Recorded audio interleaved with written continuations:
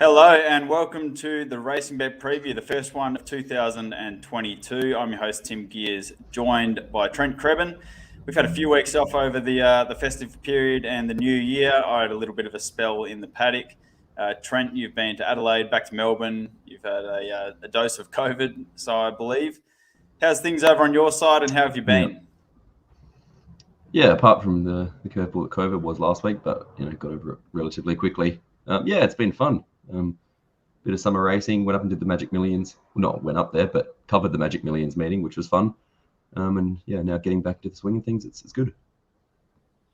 Yeah, it's only a matter of time before we get it over here, of course. It's a big uproar over here, of course, in WA with the border situation. It was going to be open in a couple of days' time. McGowan did a backflip. Everyone lost their mind, which is pretty much always going to happen. But look, it is inevitable. It's already starting to creep in over here, and I'm sure it's only a matter of time before one and all of us get it. But anyway, we'll soldier on.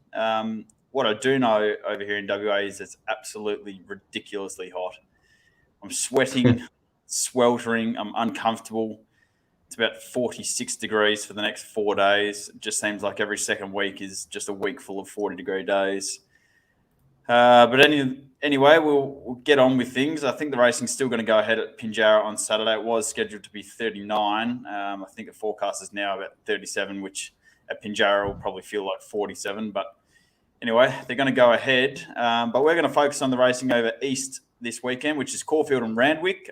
Caulfield, your deck, Trent, Group 3 Manfred Stakes, the Group 3 Chairman's Stakes. And over in Sydney, we've got the Eskimo Prince, the Inglis Millennium for the 2-year-olds, and also the Lonhro Plate for the 2-year-olds, I think. So plenty to look forward to before we return to Group 1 racing in Melbourne next week with the CL4 Stakes. But we're going to take a look at our best bets at Caulfield and Randwick. Anything to add before we get stuck in? How do you think the track's going to play? I think at Randwick we're going to be on a soft 5 or a soft 6. What about Caulfield?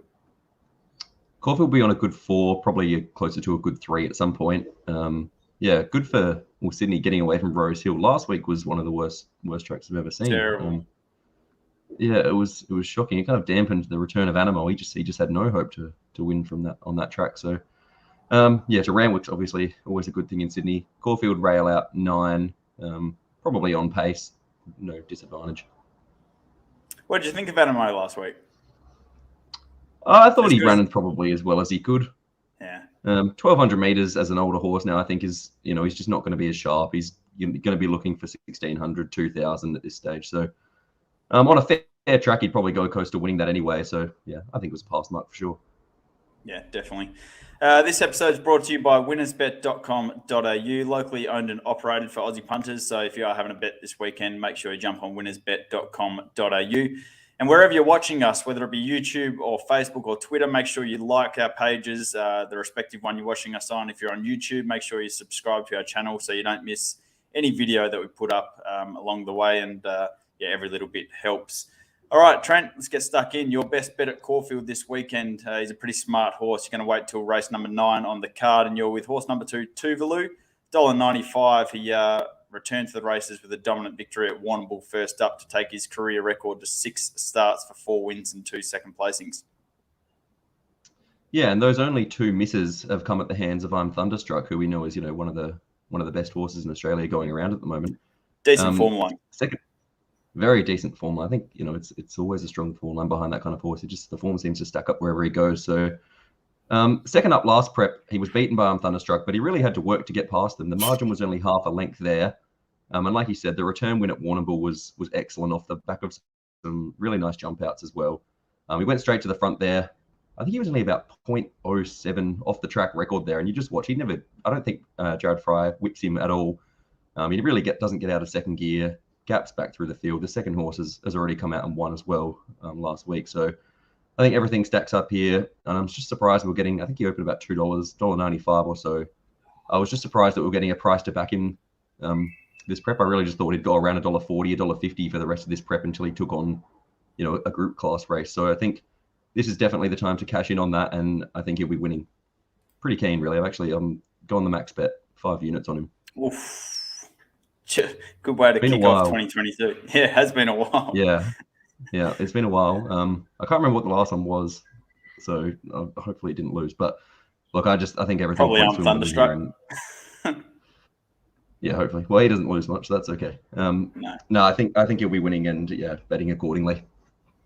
Mine won't be a 5-unit bet. My best at Randwick. It's going to be race number 7, horse number 7, Joviality. I'll try and share the replay of its first up run because I thought it was very good. We kind of, expected her to go on with it. Of course, she was a moral beat a few preparations ago at Flemington, I think it was, down one of the carnivals there, and she just never got back to her best last preparation. But this was her first up effort. Go back to the rail. Joviality trying to run on. You can see her in the Star Thoroughbreds colours here, coming down the wide outside. Now, the horse that beat her was Rule of Law, which came out on that monorail track at Rosehill last weekend and won again. So I think the form's good. Now, albeit Rule of Law did draw barrier 1 last week, which gave it, basically made it a complete moral. But you can see them clearing out from the third horses here. I thought it was a good return to the track. And that gave some indication that she was potentially back to some of her best form. And I think her best form would be good enough to win this. J-Max Sticks, the soft track shouldn't worry her. She's undefeated from 2 starts at the distance, and she's taken on mares here. So she resumed first up in a benchmark 72. She's up to a 78, but a mares race here, so facing her own sex. And with a decent run from barrier 7, I do think she's the horse to beat. There was around $4 on offer. I think the 360 with Winners Bet still a decent price, and I've made her my best bet of the day. If there is to be a danger, probably the other Chris Waller horse with Jamie Carr booked to ride, number 10, Steel Diamond. But yeah, pretty keen race 7, number 7, Joviality at Randwick on the weekend. Not a 5-unit bet, but definitely a couple on. All right, something at a price for the punters. And you normally deliver on this, Trent. When I ask for you to give us something at a price, you normally do find something at a very good price, and it's no different this week. Your best value bet at Caulfield. Race 8, number 8, Music Edition at odds of $91. Take us through your thoughts. Yeah, so he's all prep until last run. He'd done absolutely nothing. He was finishing basically last. But you go back, quite a while ago, a few preps ago, and he was quite a consistent sprinter. He'd run in listed class races. I think he had a second to Saboteur XL one day in Adelaide and a couple of other good runs. And he just kind of fell off the boil. But last start, he bounced back to a little bit of form at the Valley, over 1,000 metres. He set outside Yulong Command, who's one of the quicker horses going around in Melbourne at the moment. And I thought he fought on quite well. He ran third there, got past 1 late, beaten 3 lengths. I don't think that's necessarily a bad form line. Stepped up to 1,100 metres here at Caulfield. That's no problem. And I just thought, I think the price is being factored in is all of his runs this prep. And if you just went off, just isolated his run last start, I thought $91 was a big price for a horse. If he was at his best, he'd be single figures here. So just a small spec to see if he's starting to turn the corner a little bit here, Music Edition, and hopefully he can bob up and hopefully give us a huge winner. All right, Trent's best value bet of the day, race 8, number 8, Music Edition at Caulfield. I've gone for one at double figure odds as well, not quite $91 at Randwick, but I'm going to make it race number 9, horse number 1, Lancaster Bomber at $13 as my best value bet of the day. Thought his first up run was very good here at Randwick over 1,100. He was beaten that day by Shadow Crush. He carried 58.5 and he came from back in the field. He just found one horse too strong.